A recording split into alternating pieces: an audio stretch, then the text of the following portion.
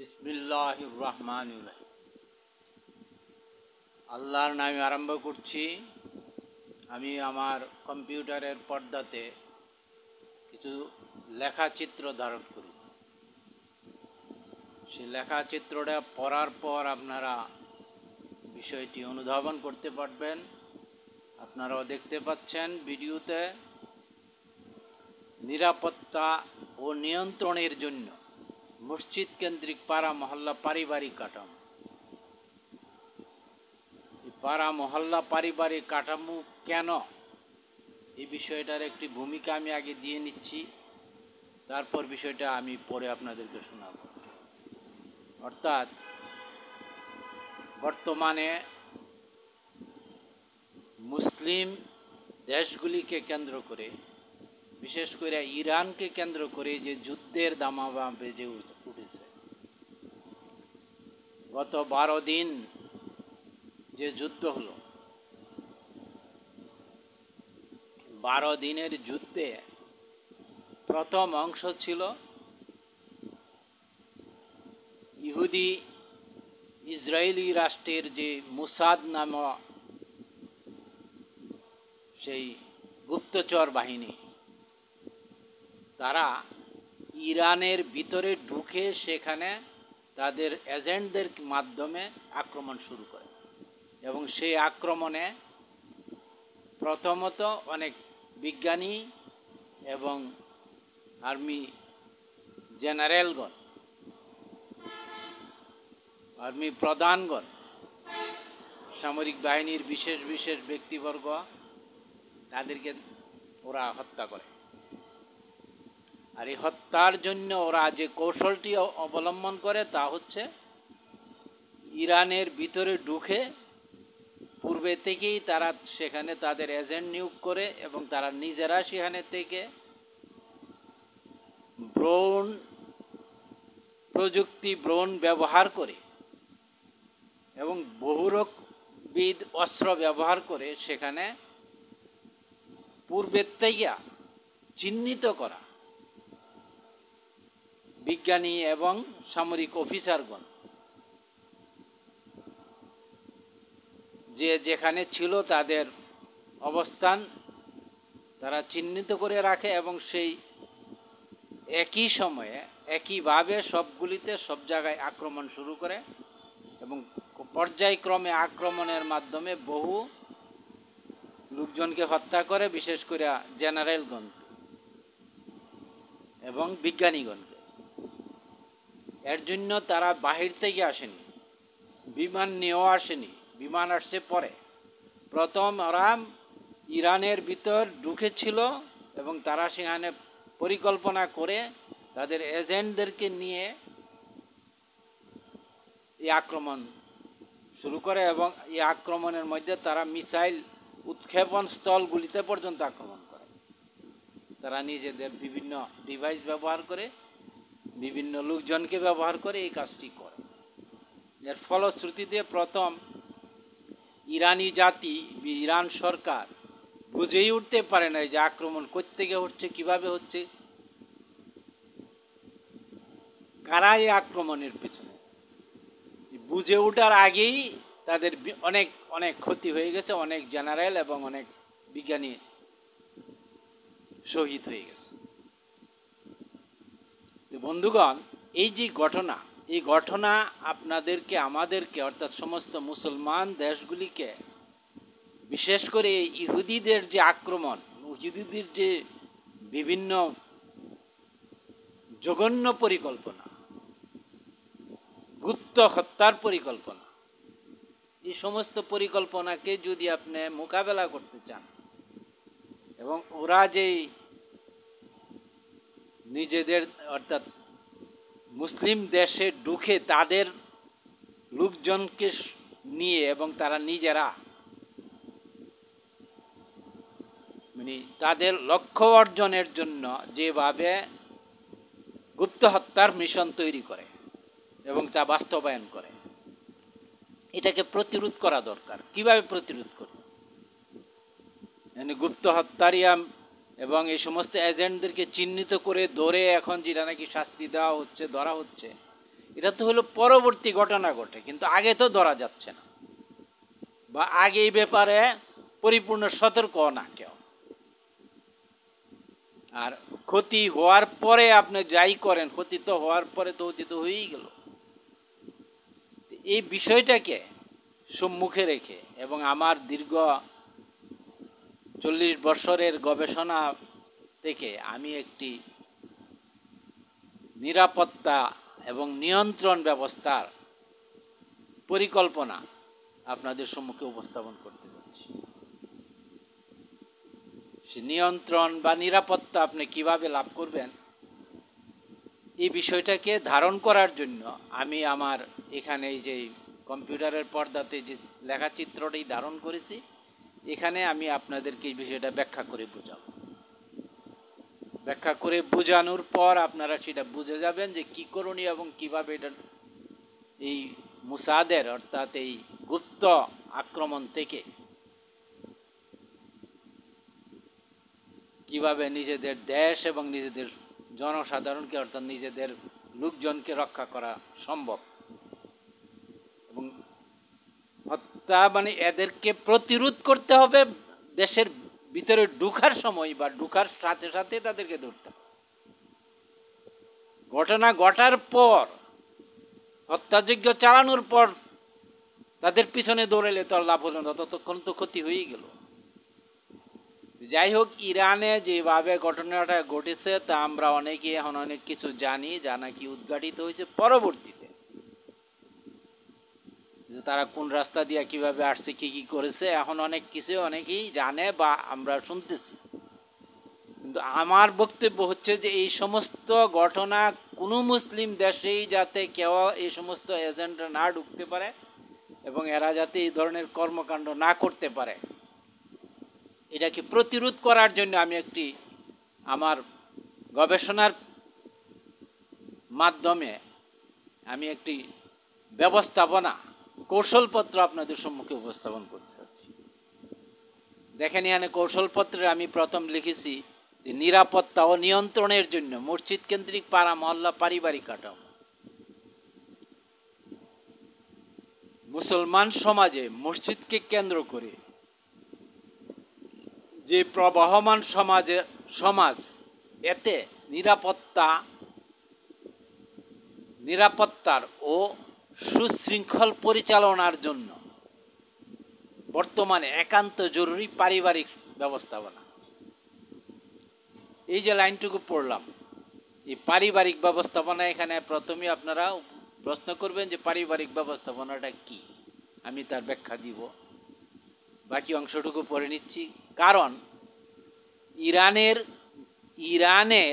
যেভাবে প্রবেশ করে ইহুদি মুসাদ তাদের এজেন্ট দিয়ে ইরানের বহু বিজ্ঞানী ও জেনারেলকে হত্যা করতে পেরেছে, তা প্রতিরোধ করতে হলে সকল মুসলিম দেশকেই আমাদের উদ্ভাবিত পারিবারিক কাঠামো দ্রুত বাস্তবায়ন করতে হবে।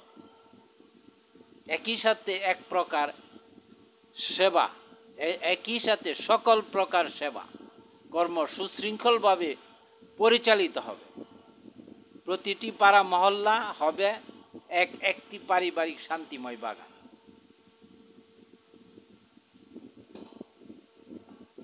বন্ধুগণ, বিষয়টা আমি যা পড়লাম এটা হলো প্রথম ভূমিকা বা লক্ষ্য।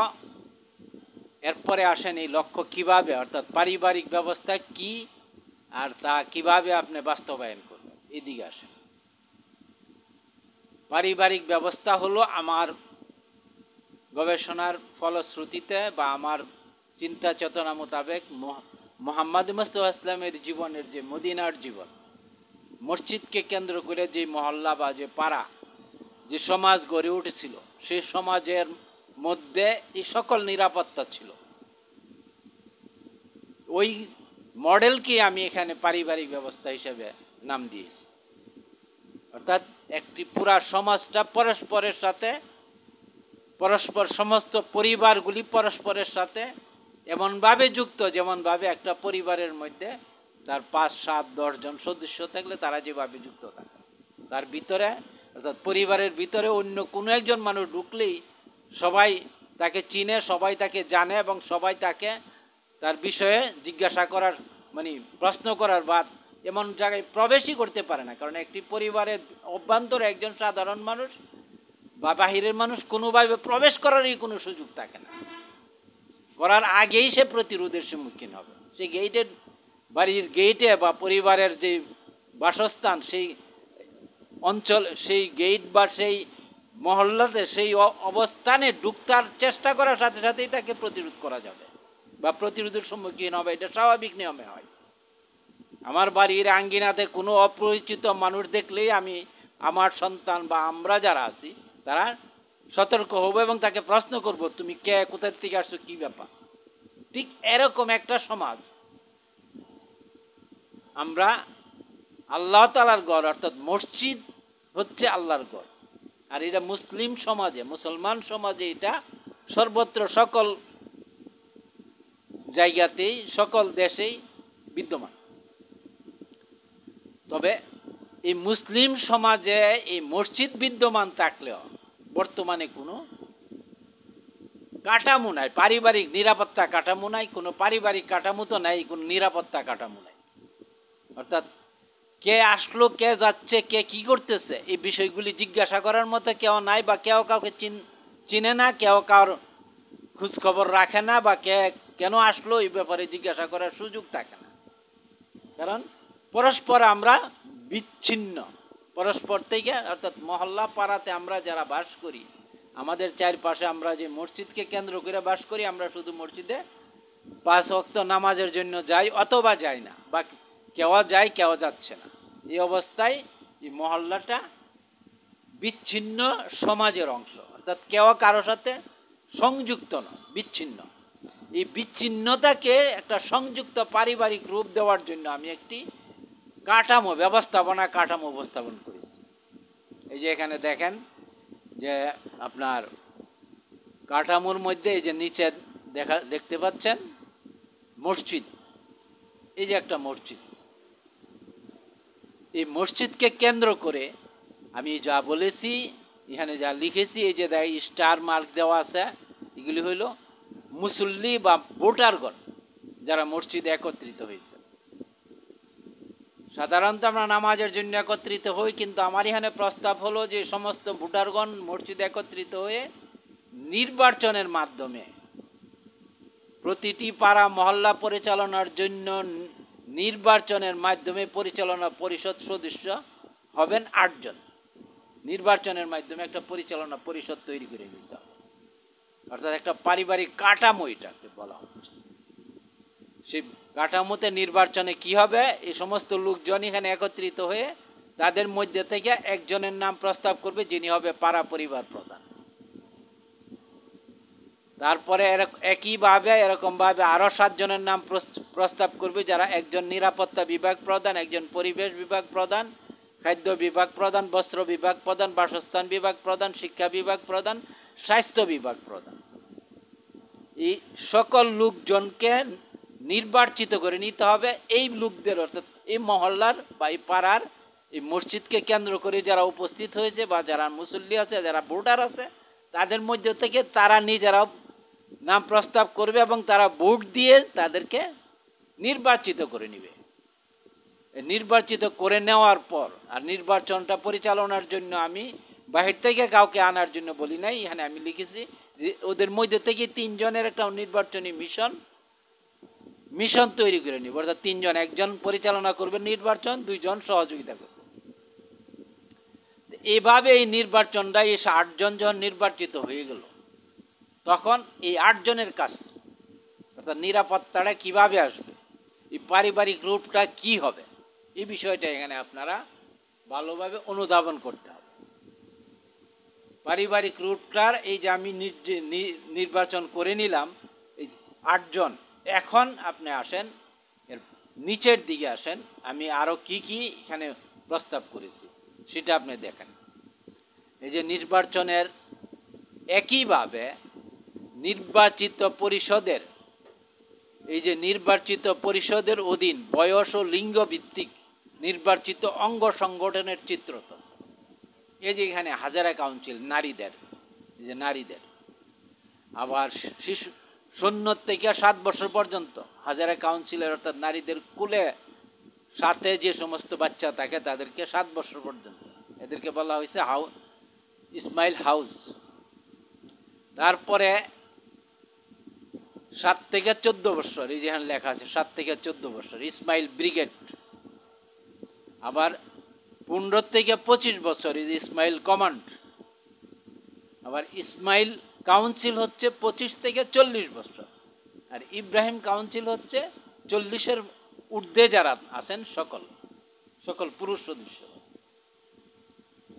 আর নারীদের জন্য একটি সংগঠনই, সেটা হলো হাজারা কাউন্সিল, সবসময় সব বয়সে সবার জন্য।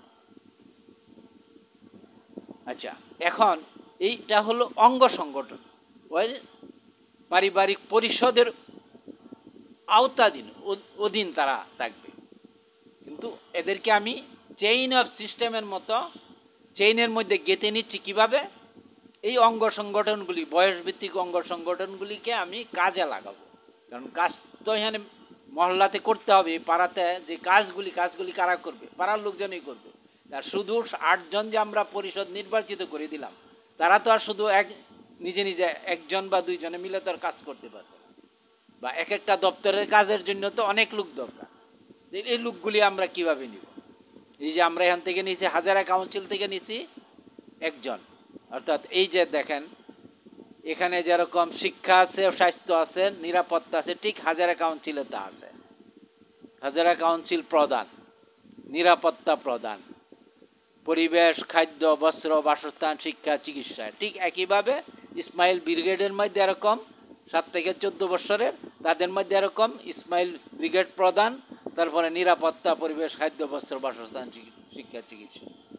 ঠিক একইভাবে এই প্রত্যেকটা বয়সের সাথে এইভাবে লোকগুলিকে আমরা সেট আপ করছি, এবং তা করা হচ্ছে নির্বাচনের মাধ্যমে। এবং এই নির্বাচনটা পরিচালনা করবে পরিচালনা পরিষদের সদস্যগণ, পরিষদে যারা দায়িত্বশীল হলেন তারাই। এটার জন্য মসজিদে ওইভাবে ফরমাল নির্বাচনের, মানে যে নির্বাচন হচ্ছে পরিষদ, ওই রকম ওই নির্বাচনের সাথে এটা না। এটা হলো পরবর্তীতে বয়সভিত্তিক ছেলে মেয়েদেরকে, বিশেষ করে ছেলেদেরকে একত্রিত করে, পুরুষদেরকে একত্রিত করে তাদের মধ্যে একটা নির্বাচন হবে, এবং নির্বাচনটা পরিচালনা করবেন পাড়া পরিবার প্রধান অথবা তার সাথে যুক্ত অন্যান্য বিভাগীয় প্রধান মিলে। এইভাবে আমি ওইখানে যেরকম একজন নিরাপত্তা প্রধান পেলাম, ঠিক এখানেও নিরাপত্তা প্রধান আছে, প্রত্যেকটাতে নিরাপত্তা প্রধান আছে। ঠিক এই নিরাপত্তা প্রধানকে নিয়ে আমি একটা গ্রুপ তৈরি করে ফেললাম এখানে কাজ করার, নিরাপত্তা বিষয়ে কাজ করার জন্য। যে পাড়া মহল্লা নিরাপত্তা প্রধান, ওই যে উপরে পাড়া মহল্লা নিরাপত্তা প্রধান এখানে আসলেন। ইব্রাহিম কাউন্সিল নিরাপত্তা সদস্য, ওই যে ইব্রাহিম কাউন্সিলের নিরাপত্তা সদস্য। এরপরে ইসমাইল কাউন্সিল নিরাপত্তা, ইসমাইল কাউন্সিলের নিরাপত্তা সদস্য। ইসমাইল কমান্ডের এই যে ইসমাইল কমান্ড, এটার থেকে একজন নিরাপত্তা সদস্য। ঠিক ইসমাইল ব্রিগেড থেকে একজন নিরাপত্তা সদস্য, এবং হাজারা কাউন্সিল থেকে একজন নিরাপত্তা সদস্য। এই সদস্যগণ মিলে এখানে হলো কি, এটা একটা গ্রুপ হয়ে গেল। নিরাপত্তা বিভাগের সকল দায়িত্ব নিরাপত্তা প্রধানকে অধীন থেকে এই বয়সভিত্তিক ব্যক্তিগণ নিরাপত্তার দায়িত্ব পালন করবে, এবং প্রয়োজন মোতাবেক ওনাদের সাথে সাধারণ যে ভোটার আছে, সাধারণ যে ছেলেমেয়েরা আছে, সাধারণ যে সদস্যগণ আছে, তাদেরকে যত প্রয়োজন হবে, যেখানে যেভাবে প্রয়োজন হবে, তারা তাদেরকে সাথে যুক্ত করে নেবে, তাদেরকে গ্রহণ করবে নিরাপত্তা বিভাগের ভিতরে। ঠিক এমনিভাবে পাড়া মহল্লা পরিবেশও ঠিক একইভাবে, খাদ্য বিভাগের ঠিক একইভাবে, পাড়া পরিবারের বস্ত্র বিভাগ একইভাবে, বাসস্থান বিভাগ একইভাবে, এবং মহল্লার স্বাস্থ্য এবং শিক্ষা সমস্তগুলি আমরা এই 7টা ভাগে 7টা দপ্তরের সাথে এই সকল বয়সের ছেলেদেরকে এবং নারীদেরকে আমরা নিয়ে নিলাম এই গ্রুপের ভিতরে। এখন আসেন যে আমার মূল বক্তব্য যেটা, সেটাতে আমরা যাই, যে আমরা এখানে কিভাবে নিরাপত্তাটাকে কাজে লাগাবো। এই যে আমরা এখানে বললাম যে নিরাপত্তা, আমরা নিরাপত্তার জন্য তো এগুলি করলাম, নিরাপত্তা নিয়ন্ত্রণের জন্য, যেভাবে আমরা এই সমস্ত সংকট থেকে মুক্তির জন্য।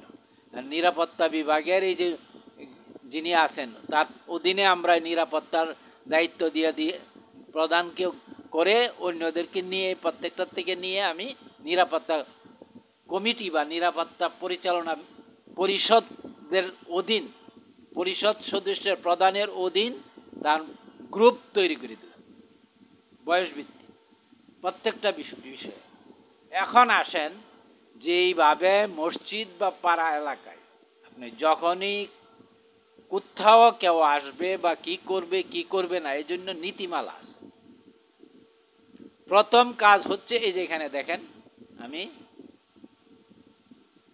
একটি আইডি অর্থাৎ প্রত্যেক সদস্যের বহনযোগ্য একটি পরিচয়পত্র, এই ইংরেজি এবং বাংলা দুইভাবে, একই কার্ডের দুই দিকে, একদিকে ইংরেজি একদিকে বাংলা থাকবে, অথবা একদিকে ইংরেজি একদিকে উর্দু থাকবে, যে যার যে ভাষা, যে দেশের যে ভাষা, মাতৃভাষা যেটা, সেই ভাষাটা থাকবে উপরের দিকে, আর নিচের দিকে ইংরেজি ভাষা থাকবে। কারণ সহজে অন্যদেরকে চিহ্নিত করা, কারণ যদি আপনি বাংলা না জানেন বা আপনি অন্য ভাষা না জানেন, তাহলে ইংরেজি ভাষাটা ম্যাক্সিমাম মানুষ জানে, বিভিন্ন দেশের মানুষ জানে, তাতে কাজটা সহজ হয়। এই জন্য ইংরেজিটাকে কমন রাখা হয়েছে, আর যার যার মাতৃভাষাটাকে প্রথম রাখা হয়েছে। আচ্ছা, এখন এখানে লেখা আছে, দেখেন আমি এখানে কি লিখেছি, বিষয়টা অনুসরণ করতে হবে। নিজেদের মাতৃভাষা ও ইংরেজিতে এই কার্ডের মধ্যে দুদিকে তথ্যসমূহ লিখতে হবে। একটি পাড়া ও মহল্লার নাম, প্রতিটি পাড়া ও মহল্লার নামের সাথে থানা বা স্থানীয়, অর্থাৎ এখানে তো আমরা পাড়া মহল্লার নাম লিখবো, উপরে ওই যে স্থানীয় বা থানা, অর্থাৎ পুরা এলাকার, মনে করেন একটি মহল্লা বা 10টি মহল্লা, 20টি বা 50টি মহল্লা বা মসজিদকে কেন্দ্র করে প্রত্যেক এলাকাতেই একটি থানা বা স্থানীয় পরিবার হবে বা থানা গঠিত হয়ে আছে। ওই থানাকে কেন্দ্র করে এখানে একটি পরিষদ, ওইটারও আমি আর অন্য জায়গায় সেটা আমি একটা চিত্র তৈরি করেছি, সেটা অন্য সময় দেখানো হবে। তো এইভাবে প্রত্যেকটা ওই যে কোন থানার অধীন এবং কোন পাড়া মহল্লার, প্রত্যেকটা তা পাড়া মহল্লার নাম দিয়ে প্রত্যেকটা চিহ্নিত করে ব্যক্তির পারিবারিক ডাটা সহ এবং তার সকল তথ্য দিয়ে এখানে সে একটা কার্ড বহন করবে। এবং এই কার্ডটি সকল নারী পুরুষ সকল বয়সের সবার জন্য বাড়ির বাহিরে বহন করা বাধ্যতামূলক করতে। এতে হবে কি? এতে হবে এই যে আপনি এখানে আপনার পরিচয় আপনি যখন বহন করেন, তখন আপনাকে আপনার পাশে আশেপাশে যারা আসতে যাচ্ছে তারা আপনাকে যেমন চিনবে, এবং আপনি অন্যান্য যারা নাকি পরিচয়পত্র বহন করতেছে তাদেরকেও আপনি চিনবেন। এবং এটা এই ব্যাপারে নিরাপত্তা বিভাগের লোকজন এগুলি যাচাই বাছাই করতে পারবে, যে কোনো সময়, যে কোনো অঞ্চল, যে কোনো পাড়া মহল্লার যে কোনো অবস্থানে দাঁড়ায় আসে, বা যাকে যে কোনো মানুষকে যখন যদি তার আচরণ বা তার চলাচলতি দেখে কোনো রকমের সন্দেহ সৃষ্টি হয়, তাহলে তাকে প্রথমেই তার পরিচয়পত্র দেখতে যাবে, যে তুমি কে, কোথা থেকে আসছো, কি করো, আর পরিচয়পত্রের মধ্যেই বর্ণনা থাকবে। আর এই মসজিদ কেন্দ্রিক পাড়া মহল্লাতে প্রত্যেক মানুষ প্রত্যেকে চিনে। একটা মানুষ যদি বাহির থেকে ঢুকে, তাইলেই তার সকলের চোখে পড়ে যাবে, আর চোখে পড়ার সাথে যদি তার এই পরিচয়পত্র না থাকে, তখন তাকে অবশ্যই জিজ্ঞাসা করা হবে এবং তার পরিচয় জানতে হবে, এবং তার বিষয়ে সমস্ত তথ্য নিরাপত্তা বিভাগকে দিতে হবে। ইভেন এই যে কোনো পাড়ার ব্যক্তি তার কাজে বা তার প্রয়োজনে দেশের যে কোনো অঞ্চলেই যাক, তার এই কার্ডটি বহন করা বাধ্যতামূলক। তাতে কি হবে? সর্বোপরি সুবিধা হবে। সে অন্য কোনো এলাকায় যায় যেমন কোনো অন্যায় বা অনাচার জাতীয় কোনো কিছু যদি করার চেষ্টা করে, তাহলে তার এই কার্ড অনুসারে তার পরিবারের সাথে তার মূল ঠিকানার সাথে দ্রুত যোগাযোগ করা যাবে এবং সেখানে তাকে পৌঁছায় দেওয়া যাবে, অথবা তাকে তার সেই পরিবারের সদস্যগণ আইসা তাকে চিহ্নিত করতে পারবে। ইভেন তার পরিবারের কাছে তাকে অ্যারেস্ট করে সেখানে পৌঁছায় নিয়ে গিয়া সেই জায়গাতে তার পরিচয় এবং তার কর্মজীবন সম্বন্ধে সমস্ত তথ্য যাচাই বাছাই করা যাবে। এর ফলে যে কোনো ব্যক্তি যে কোনো জায়গাতেই যাক, দেশের যে কোনো অঞ্চলে থেকে আসুক, তাকে খুব দ্রুত এবং নির্দিষ্টভাবে চিহ্নিতই শুধু না, তার পরিচয় যদি কোনো সন্দেহের কারণ হয়, তাহলে সে যেখানকার পরিচয় বহন করে, যে মহল্লা বা পাড়া, যে মসজিদ কেন্দ্রিক পাড়া মহল্লার অথবা যে স্থানীয় পরিবারের, সে সাথে সাথে সেখানে যোগাযোগ করে তাকে সেখানে নিয়ে যাওয়া যাবে, অথবা সেখান থেকে তার লোকজনকে, তার যারা জিম্মাদার বা তার যে আত্মীয় স্বজন বা তার বংশ পরিচয়ের যারা আছে, তাদেরকে নিয়ে তাকে তার বিষয়টাকে সুচারুরূপে যাচাই বাছাই করা যায়। আর যদি কোনো ব্যক্তি এরকম হয় যে সে বাইরে থেকে আসছে, কোনো এরকম গুপ্ত চিন্তা নিয়ে কোনো এজেন্ট হয়ে সে ঢুকলে সে ঢুকতেই পারবে না, কারণ তাকে প্রথম যাইতে হবে কোনো না কোনো মহল্লা বা পাড়াতে কোনো ব্যক্তির কাছে যাইতে হবে, যাই সেখান থেকে সে পরিচয়পত্র বহন না করে সেই দেশে বা কোনোভাবেই সে সমাজে বিচরণ করতে পারবে না। এখন যদি সে পরিচয়পত্র ধারণ করতে পরিচয়পত্র ধারণ করতে হলে যে তাকে পাড়া মহল্লা পরিবার কর্তৃপক্ষের কাছে যেতে হবে, এবং এই কর্তৃপক্ষ তার সমস্ত তথ্য যাচাই বাছাইয়ের পরে তো তাকে পরিচয়পত্র দিবে। কাজেই সে যদি কোনো অন্যায় বা ক্ষতিকর পরিকল্পনা নিয়ে সে যদি সমাজে ঢুকতে চেষ্টা করে, তাহলে প্রথমেই সে বাধার সম্মুখীন হবে এবং সে ধরা পড়ে যাবে, এবং বহুমুখী বাধার সম্মুখীন হবে। কারণ সে যেখানে চলাচল করবে সেখানেও তাকে সমস্ত জনতা, সমস্ত সাধারণ মানুষ তাকে চিহ্নিত করবে এবং তাকে জিজ্ঞাসা করবে, ঠিক ব্যবস্থাপনার লোকজন চিহ্নিত করবে, জিজ্ঞাসা করবে, এবং তার চলাচলের বিভিন্ন জায়গাতেই তাকে প্রশ্নের সম্মুখীন হতে হবে। অতএব এমত অবস্থায় কোনোভাবেই অপরাধী অন্যায় উদ্দেশ্য নিয়ে সমাজে বিচরণ করতে পারবে না, এবং খুব একটা সুবিধা করতে পারবে না কোথাও দাঁড়ানোর মতো। কোনো এই অন্যায় যে কোথাও কিছু করে তৈরি করবে, ব্রণ তৈরি করবে, অস্ত্রশস্ত্র নিয়ে আসবে দেশের বাহির থেকে, আইন আসে সেখানে মজুত করবে এবং ভিতরে আত্মঘাতী আক্রমণ করবে, তো বহু পরের কথা। সে ঢুকতেই পারবে না, ঢুকার পর সে নিজে ওই সমাজে চলাচলই করতে পারবে না। আর চলাচল করতে হলে তাকে পরিচয়পত্র নিতে হবে। পরিচয়পত্র নিতে হইলে তাকে এই যেখানে লেখা আছে, সে যে কারণে যার কাছে আসছে, যে পারপাসে আসছে তা উল্লেখ করে সেই ব্যক্তির অনুকূলে, সেই ব্যক্তি যেই তার যে যার নিকট আসছে তার অনুকূলে তার নামে এসে একটি পরিচয়পত্র আগে তৈরি করে নিতে হবে ওই পাড়া মহল্লা পরিবার কর্তৃপক্ষের হাত থেকে, নিকট থেকে। তারপরে সে চলাচল করতে, তা না হলে এই সমাজে সে চলাচল করতে পারবে না।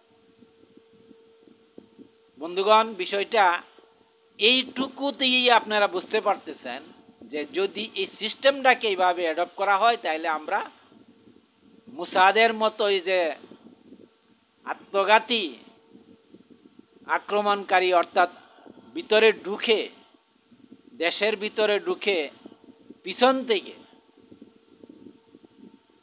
গোপন মিশন নিয়ে এভাবে মানে গুপ্ত হত্যার যে চেষ্টা, এটা কোনোভাবেই কোনো অবস্থাতেই সম্ভব হবে না, ঢুকতেই পারবে না। আচ্ছা, এরপরে আসেন, এটা তো শুধু আমরা গুপ্ত হত্যা এবং এই যে নিরাপত্তার বিষয় বললাম, আরও বিষয় আছে। অন্যান্য বিষয়গুলিও আমাদেরকে অল্প হলেও এখানে আলোচনা করে নিতে হবে, কারণ আপনি যখন এই সিস্টেমটা তৈরি করেছেন, তখন এই সিস্টেমকে ব্যবহার করে আপনার সমাজের সকল কাজেই সফলভাবে এবং খুব দ্রুত করতে পারবেন। কিভাবে করবেন? এই যে এখানে আসে, এই যে আছে আপনার মহল্লা পরিবেশ প্রধান, পরিবেশ বিভাগের সাথে যারা নাকি যে বিভিন্ন বয়সের সদস্যগণ যুক্ত হয়ে গেলেন। পরিবেশ এলাকার অর্থাৎ এই পাড়া মহল্লার এই মসজিদকে কেন্দ্র করে যে মহল্লা, সেই মহল্লার পরিবেশ আপনার সুদৃঢ় এবং সুন্দর এবং মানে নিরাপদ করার জন্য কি কি করবে, এটার একটা পরিকল্পনা এই বিভাগ গ্রহণ করবে এবং বাস্তবায়ন করবে। সেটা বিভিন্নভাবে, যে রাস্তাঘাটে যদি কোনো সমস্যা থাকে, ময়লা থাকে বা গর্ত থাকে, এগুলি এই পরিবেশ বিভাগের দায়িত্বের মধ্যে পড়বে। বা পরিবেশ সুন্দর করার জন্য যেখানে খালি জায়গা থাকবে বা ওইরকম সুন্দর পরিবেশ তৈরি করার জন্য বিভিন্ন বাগান তৈরি করে দিতে পারে। এবং পরিবেশ সুন্দরের জন্য যারা নাকি সমাজে চলাচল করে, তাদের কর্মজীবন চিন্তা চেতনার মধ্যে পরিবেশ বিষয়ে, অর্থাৎ আমি যদি কাউকে গালি দেই তাহলে পরিবেশের জন্য এটা ক্ষতিকর, আরেকজনে আমার আরেকটা শিশু এই গালিটা শিখবে, গালি দেওয়া যাবে না, এটাও পরিবেশের জন্য ক্ষতিকর। ঠিক এরকমভাবে বহুবিধ পরিবেশ সংক্রান্ত বহুবিধ কর্ম এই 7 জন এবং তার সাথে প্রয়োজনে আরও লোকজনকে যোগ করে কাজ করবে। এবং বিশেষ বিশেষ দিনে যেমন রাস্তা সংস্কার করা বা খাল বিলে কোথাও কোনো ময়লা আবর্জনা থাকলে সেগুলি পরিষ্কার নিষ্কাশন করা, পরিষ্কার করে দেওয়া, এই ধরনের বিভিন্ন উদ্যোগ গ্রহণ করে সমাজকে, পরিবেশকে সুন্দর রাখার সর্বাত্মক চেষ্টা করে। এটা পরিবেশ বিভাগের কাজ। ঠিক আছে। এরকমভাবে আপনি আসেন যেমন খাদ্য বিভাগ, এই যে এখানে আছে খাদ্য বিভাগ। খাদ্য বিভাগের আপনার কি কাজ? খাদ্য বিভাগের কাজ হচ্ছে এই পাড়া মহল্লা, অর্থাৎ এই যে মসজিদকে কেন্দ্র করে আমরা মহল্লা তৈরি করলাম, পাড়া যেটা হলো, এই যে পরিবার হলো, আমাদের পরিবারে কেউ খাদ্য মানে পুষ্টি সমৃদ্ধ নিরাপদ খাদ্য পাচ্ছে কি পাচ্ছে না, এই সমস্ত বিষয়গুলি খাদ্য বিভাগ দেখবে। এমন হইতে পারে যে এই পাড়া মহল্লাতে অর্থনৈতিকভাবে দুর্বল 2টি বা 4টি পরিবার আছে। 100 বা 500 পরিবারের মধ্যে 2 জন বা 4টি পরিবার দুর্বল বা অর্থনৈতিকভাবে তাদের সামর্থ্য কম, বা এখানে এমন বৃদ্ধ মানুষ আছে যার দেখাশোনার ভালো ব্যবস্থা নেই, তার পরিবার নেই।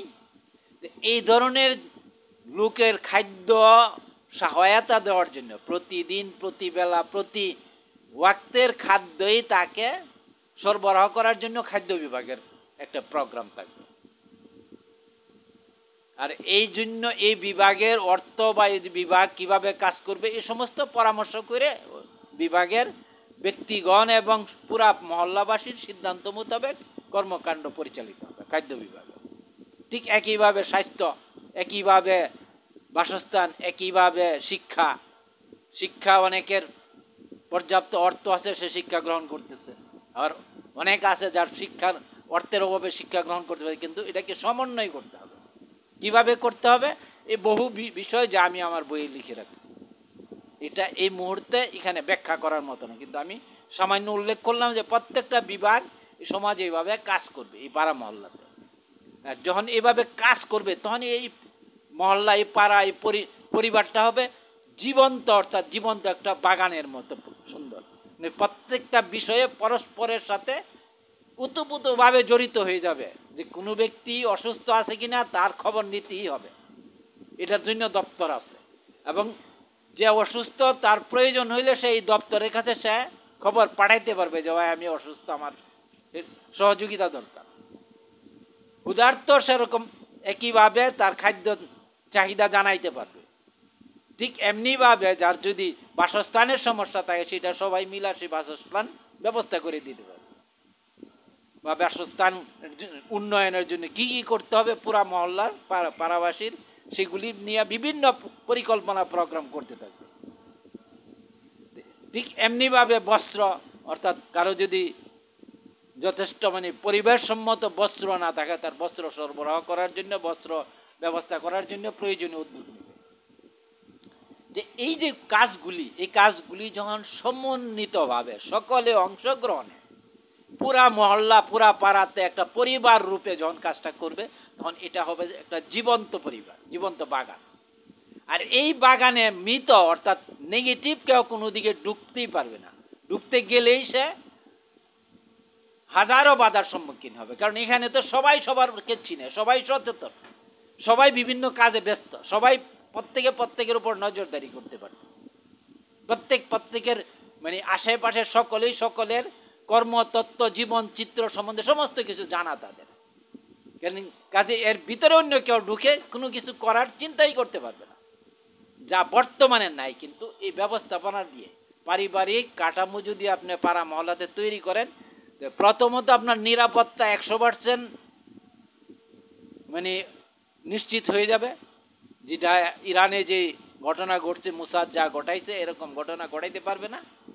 আর ঠিক একইভাবে এই পাড়া মহল্লাগুলি জীবন্ত বাগানের মতো হয়ে যাবে। মদিনাতে যেরকম ক্ষুধার্ত ব্যক্তিরা ক্ষুধার নিবারণের জন্য মসজিদে মুহাম্মদ ইসলামের নিকট আসতে পারতেন, কারণ মুহাম্মদ ইসলাম প্রত্যেকের খবর নিতেন, জানতেন কে ক্ষুধার্ত আছে তাকে খুঁজে আনতেন,